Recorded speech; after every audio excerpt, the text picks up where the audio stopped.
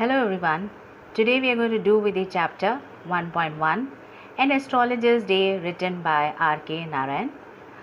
R.K. Narayan was one among the best known novelists among the Indian English writers. He has created the imaginary town of Malgudi, and this fictional town of Malgudi has been first introduced in Swami and Friends. Narayan always highlights the social context and the everyday life of his characters. His stories are characterized by simple style and subtle humor. An Astrologer's Day is a thriller suspense short story. Now let us begin with the chapter in detail. I am referring to page 2 and 3 of the textbook. Astrologer's Day. An Astrologer's Day. The story begins with the description of the central character, that's the astrologer. So you find minute details of the astrologer, about his appearance, about the clothes he wears, about the equipments that he carries. All that is being described in the first paragraph. It begins like this. Punctually at midday, he opened his bag and spread his professional equipment. He should look like an astrologer, so he has got all the things that would give him a complete look of an astrologer. He is carrying some cowrie shells. These are basically seashells, and he has spread a cloth, and over that he has kept some mystic charts. Mystic meaning something dealing with supernatural, and he has got a bundle of Palmyra writing. Palmyra meaning palm. On the palm leaves he has got some writing over it. How is his appearance? On the forehead, his forehead is looking very bright. Why? Because he has applied some sacred ash, and he has got the vermilion. Vermilion is that red tika. He has applied it on the forehead, and his eyes are sparkling, and his eyes are on lookout for his customers. And down, if you look, he has got his moustache, his whiskers, which are falling down his cheeks. And to crown the effect, he has wound a saffron colored turban to add up or to give a complete look. Now he has got a turban over his head, and the color scheme is so perfect that nobody can deny he is not an astrologer. Okay, everything matters. The appearance matters a lot. Now people are attracted to him, just like the bees. How the bees are attracted towards the flower to collect the nectar. The same way the people are attracted to him because they are very curious to know about their future. Okay, so we also at some point must have definitely visited a astrologer, because we are concerned about how our future would be with regard to our studies, with regard to our job, with regard to our marriage, and so on. Okay, so where is he seated? He is sitting under the boughs of a spreading tamarind tree. He is sitting under the branches of a tamarind tree, and this place or this path is leading towards a town hall, and it's a wonderful place because many people come and go, a lot of crowd moving around, and there are, along with the astrologer, there are other people who are carrying out their trade as well.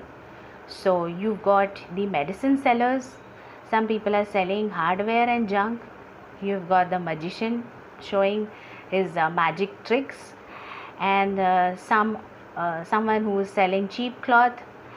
So next to him is the groundnut vendor who is shouting on top of his voice, who wants to sell his groundnuts.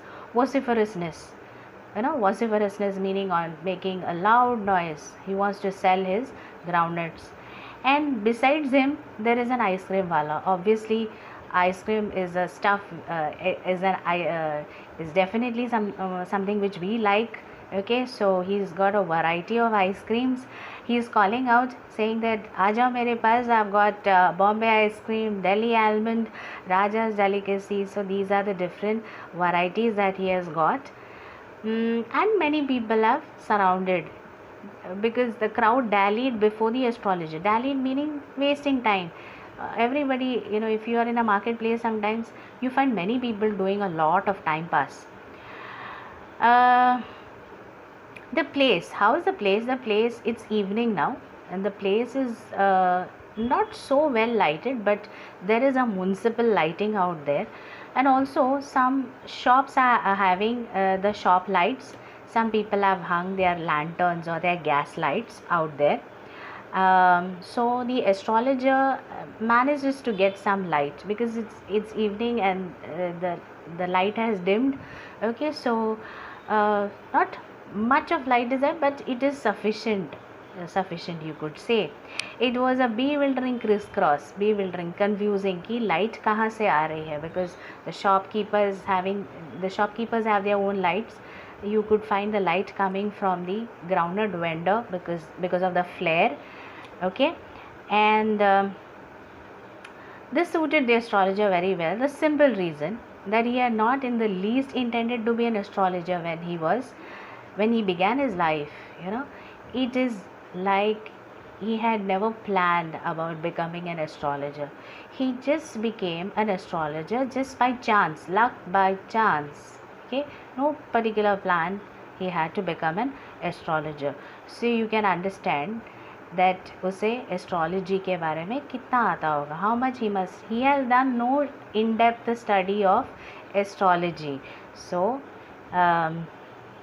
he was as much a stranger to the stars as were his innocent customers. It's like making a fool out of people, because they are innocent, they don't know. So whatever you say, they are going to take it as a word of God and accept that is their fate. So he knew how to fool people very well. He knew the gimmicks of the trade. How you can please people? By saying good things. So except he always said something which would please people, kept the customers very happy. So this he hasn't achieved in a day or two. This is acquired over a span of time by having a lot of practice and shrewd guesswork. Shrewd meaning clever guesswork. थोड़ा तो हम intuition हमारा काम करता है, थोड़ा हम guess work करते हैं. Okay, this is something which a smart person can do. Somebody who is very honest and down to earth cannot do this. So at the same time, you could not say that he has cheated, because just like any other person earning his daily wages, he has also done a lot of hard work, but by lying. So he has done a lot of hard work, and whatever he has got earning for the day, he deserves it. Okay, he has earned it by hard work, you could say. So he has left his village without much thinking, and he says that if he wouldn't have done this, he would have been just like anybody else, doing the same old work in the field. But he chose to be very much different. So once he took a decision to just run away from his village, and there he has left his village and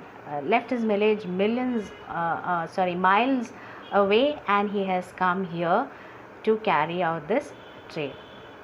We shall stop here, and we will continue with the chapter in the next video. Thank you.